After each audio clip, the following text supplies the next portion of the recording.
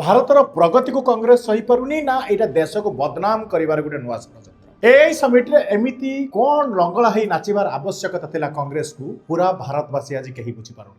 ନମସ୍କାର ଓଡ଼ିଶା। ଆଜି ଆମେ କଥା ହେବା କଂଗ୍ରେସର ଏକ ଏମିତି ରୂପ ବିଷୟରେ ଯାହାକୁ ଦେଖିଲେ ଆପଣ ବି ଆଶ୍ଚର୍ଯ୍ୟ ହେଇଯିବେ। ଆପଣ এই ভিডিওটি দেখন্তু ଭାରତ ମଣ୍ଡପମରେ ଚାଲିଛି ଇଣ୍ଡିଆ ଏଆଇ ଇମ୍ପାକ୍ଟ ସମିଟ୍ 2026। ସାରା ବିଶ୍ୱର ନଜର ଭାରତ ଉପରେ ଥିଲା କିନ୍ତୁ ବାହାରେ ଚାଲିଛି ଇଣ୍ଡିଆନ ୟୁଥ କଂଗ୍ରେସର ଏକ ଅଜବ ପ୍ରତିଭା। ଶାରୀରିକ ଭାବେ ଲଙ୍ଗଳା ହେଇ ଇଂରାଜୀରେ ସ୍ଲୋଗାନ ଦେଇ ସେମାନେ କଣ ପ୍ରମାଣ କରିବାକୁ ଚାହୁଁଥିଲେ କେବଳ ସେଇମାନଙ୍କୁ ପଚାରିଲେ ହିଁ ସେଇମାନେ କହିପାରିବେ। এই ସମିଟ୍ରେ 65ରୁ ଅଧିକ ଦେଶର ପ୍ରତିନିଧି ବଡ଼ ବଡ଼ କମ୍ପାନୀର ସିଓ ଏବଂ ନୀତି ନିର୍ଦ୍ଧାରକ ମାନେ ଏକାଠି ହୋଇଥିଲେ। ବିଷୟ ହେଉଛି ଏଆଇ ବା କୃତ୍ରିମ ବୁଦ୍ଧିମତାର ଭବିଷ୍ୟତ। କିନ୍ତୁ କଂଗ୍ରେସର ଏହି କର୍ମୀମାନେ ନିଜ ଦେଶର ଏକ ଗୁରୁତ୍ୱପୂର୍ଣ୍ଣ ଅନ୍ତର୍ଜାତୀୟ ମଞ୍ଚକୁ କଣ ପାଇଁ ବଦନାମ କରୁଛନ୍ତି? ବିଜେପି ମଧ୍ୟ 30 ବର୍ଷ ଧରି ବିରୋଧୀ ଦଳରେ ଥିଲା କିନ୍ତୁ କେବେ କୌଣସି ଆନ୍ତର୍ଜାତିକ ମଞ୍ଚରେ କୌଣସି ଆନ୍ତର୍ଜାତିକ ଫୋରମରେ ନିଜ ଦେଶକୁ ଏମିତି ନିଚା କରି ଦେଖାଇ ନଥିଲେ। ଗୋଟିଏ ପଟେ ଦେଶ ଏଆଇ କ୍ଷେତ୍ରରେ ବିଶ୍ୱକୁ ନେତୃତ୍ୱ ନେବାର ସ୍ୱପ୍ନ ଦେଖୁଛି ଆଉ ଅନ୍ୟପଟେ ବିରୋଧୀ ଦଳ କେବଳ ଲଙ୍ଗଳା ଲାଛ କରୁଛନ୍ତି। ଆଉ ସେମାନଙ୍କର ଅଭିଯୋଗ ହେଉଛି ଭାରତ ଆମେରିକା ଟ୍ରେଡ୍ ଫ୍ରେମୱାର୍କ ଦେଶ ସ୍ୱାର୍ଥ ବିରୋଧୀ। ଯଦି ଅଭିଯୋଗ ଅଛି ତେବେ ସଂସଦରେ ଆଲୋଚନା କରନ୍ତୁ, କୋର୍ଟକୁ ଯାଆନ୍ତୁ, କିନ୍ତୁ ବିଶ୍ୱସ୍ତରୀୟ ସମିଟ୍ ମଝିରେ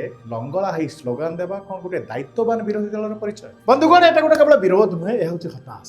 ଯେତେବେଳେ ସାରା ଦୁନିଆ ଭାରତର ପ୍ରଶଂସା କରୁଛି ସେତେବେଳେ କଂଗ୍ରେସର ଏହି ନଙ୍ଗା ନାଚ କେବଳ ବାଧା ସୃଷ୍ଟି କରିବାର ରାଜନୀତି କରୁଛି ଆଉ ଦେଶର ଛବି ଖରାପ ହେଉଛି। ନିଜର ରାଜନୈତିକ ସ୍ୱାର୍ଥ ପାଇଁ ଦେଶର ସମ୍ମାନକୁ ବାଜି ଲଗାଇବା କେତେ ଦୂର ଯୁକ୍ତିଯୁକ୍ତ ଏଟା ମୁଁ ମଧ୍ୟ କହିପାରୁନି। ଆଉ ଶେଷରେ ପ୍ରଶ୍ନ ଉଠୁଛି, ବିରୋଧ କରିବାର ଏ ଶୈଳୀ କଣ ଗ୍ରହଣୀୟ? ଆପଣଙ୍କ ମତରେ କଂଗ୍ରେସ এই ଆଚରଣ ଠିକ ଥିଲା ନା ଭୁଲ? ଆମକୁ କମେଣ୍ଟ ବକ୍ସରେ ନିଶ୍ଚୟ ଜଣାନ୍ତୁ। ଆଉ ଭିଡ଼ିଓଟି ଯଦି ଆପଣଙ୍କୁ ଭଲ ଲାଗୁଛି ଲାଇକ୍ ଆଉ ସେୟାର କରନ୍ତୁ। ନମସ୍କାର, ଜୟ ଶ୍ରୀରାମ।